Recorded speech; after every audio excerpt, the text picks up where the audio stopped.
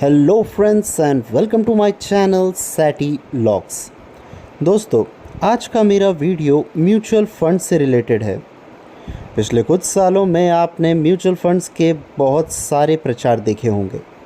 अक्सर हमारे legendary cricketers like Sachin Tendulkar and MS Dhoni भी इसकी एड्स करते नज़र आते हैं। वे टैगलाइन म्यूचुअल फंड सही है। तो क्या ये सच है कि म्यूचुअल फंड सही है?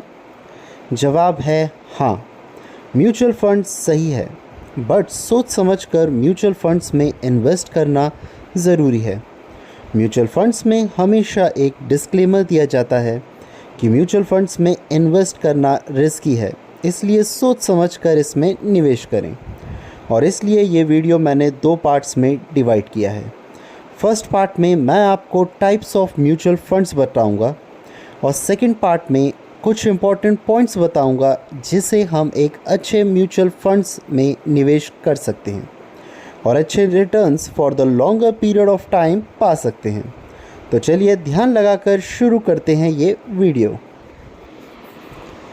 दोस्तों, अगर म्यूचुअल फंड्स को साफ शब्दों में डिफ़ाइन किया जाए तो म्यूचुअल फंड्स एक ऐसा प्रोडक्ट है जिसमें एक कंपनी, जिसे हम एएमसी कहते हैं यानी कि एसेट मैनेजमेंट कंपनी, वो हम जैसे कई इन्वेस्टर्स से पैसा कलेक्ट करती है और फिर वेरियस एसेट क्लासेस में इन्वेस्ट करती है।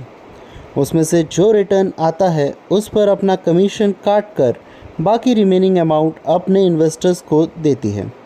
और इसमें कुछ various types of mutual funds होते हैं और अब हम उन म्यूचुअल फंड्स को डिफ़ाइन करेंगे।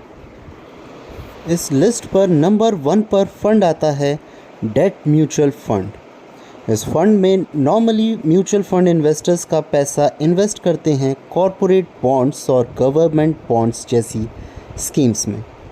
डेट फंड्स में risk as compare to other mutual funds risk काफ़ी कम होता है, but as compare to other funds इसमें रिटर्न और फंड्स के मुकाबले भी काफ़ी कम होता है।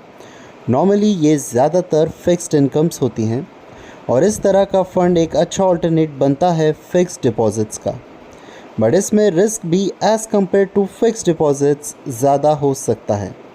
फॉर एग्ज़ाम्पल, कुछ बॉन्ड्स जिनमें आपके म्यूचुअल फंड्स ने निवेश किया था वो आपको फ़िक्स्ड रिटर्न देने में नाकामयाब हो जाएं, या वो बॉन्ड्स डिफ़ॉल्ट हो जाएं। और ऐसा ही एक एग्ज़ाम्पल हुआ था फ्रैंकलिन टेम्पल्टन जैसे बड़े म्यूचुअल फंड्स के साथ, जहां ड्यूरिंग कोविड उन्हें अपने डेट फंड्स भी बंद करने पड़े। नंबर 2 पर फंड आता है इक्विटी म्यूचुअल फंड। और इस फंड में म्यूचुअल फंड्स अपने इन्वेस्टर्स का पैसा इन्वेस्ट करती है स्टॉक मार्केट में, जहां वो डिफरेंट स्टॉक्स को परचेज़ करती है। अगर वो स्टॉक्स अच्छा परफॉर्म करेंगे तो आपका फंड भी अच्छा रिटर्न देगा। अगर वो स्टॉक्स ख़राब परफॉर्म करते हैं तो आपका फ़ंड भी आपको ख़राब रिटर्न देगा। Equity mutual funds generally high risk और हाई रिटर्न होते हैं। अगर कोई इन्वेस्टर अपना अमाउंट किसी एक स्टॉक में इन्वेस्ट करता है तो रिस्क एपेटाइट बढ़ जाता है, but equity mutual funds different stocks purchase करके risk appetite as compare to direct stock market investing कम कर देता है। नंबर 3 पर आता है हाइब्रिड फंड। ये इस तरह का फ़ंड होता है जिसे आप एक बैलेंस्ड फ़ंड कह सकते हैं, जहां पर म्यूचुअल फंड्स इन्वेस्टर का पैसा आधा डेट फंड्स जैसे कि बॉन्ड्स और फिक्स्ड इनकम इंस्ट्रूमेंट्स में लगाते हैं, तो वहीं आधा पैसा वो इक्विटीज़ यानी कि कंपनीज़ के स्टॉक्स में इन्वेस्ट करते हैं। ये जनरली मॉडरेट रिस्क और मॉडरेट रिटर्न फंड होता है और ये नॉर्मली उस तरह के इन्वेस्टर्स के लिए सही रहता है जो थोड़ा रिस्क लेकर थोड़ा ज़्यादा प्रॉफिट कमाना चाहते हैं। नंबर 4 पर आता है इंडेक्स म्यूचुअल फंड्स। ये इस तरह का म्यूचुअल फंड होता है जहां पर म्यूचुअल फंड्स इन्वेस्टर का फंड इंडेक्स फंड यानी कि निफ्टी और सेंसेक्स में इन्वेस्ट करते हैं। इससे पहले हमने जितने भी म्यूचुअल फंड्स डिफ़ाइन करें वो सारे एक्टिव म्यूचुअल फंड्स होते हैं, जहां पर म्यूचुअल फंड्स एक प्रॉपर रिसर्च एंड एनालिसिस के साथ इन्वेस्टर का पैसा वेरियस एसेट क्लासेस में इन्वेस्ट करते हैं। लेकिन mutual fund, index mutual fund एक ऐसा फ़ंड होता है जो एक पैसिव फ़ंड होता है और इसका रिटर्न केवल इंडेक्स की ग्रोथ पर डिपेंड करता है। फॉर एग्ज़ाम्पल, अगर कोई निफ्टी इंडेक्स फ़ंड है तो निफ्टी का जैसा परफॉर्मेंस रहेगा वैसा ही वो म्यूचुअल फंड्स भी रिटर्न देगा। इस तरह के म्यूचुअल फंड्स में इन्वेस्ट करने के लिए इन्वेस्टर को केवल वो इंडेक्स म्यूचुअल फंड्स सेलेक्ट करना चाहिए जिसने इंडेक्स के करीब रिटर्न दिया हो।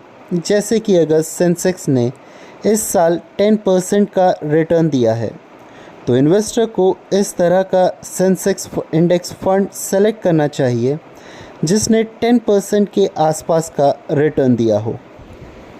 तो ये थे दोस्तों different types of mutual funds, जहाँ पर आई होप इस वीडियो के बाद आपको एक बेसिक अंडरस्टैंडिंग हो गई होगी म्यूचुअल फंड्स की। और जैसा मैंने वीडियो की शुरुआत में कहा था, ये वीडियो मैंने 2 पार्ट्स में डिवाइड की है। तो सेकंड पार्ट में मैं आपको बताऊंगा कि कैसे आप एक अच्छा म्यूचुअल फंड्स ऑप्ट कर सकते हैं। उम्मीद है आपको वीडियो पसंद आया हो। अगर आया हो तो वीडियो को लाइक करें, शेयर करें और आगे इस वीडियो के सेकंड पार्ट को देखने के लिए मेरे चैनल को सब्सक्राइब करें।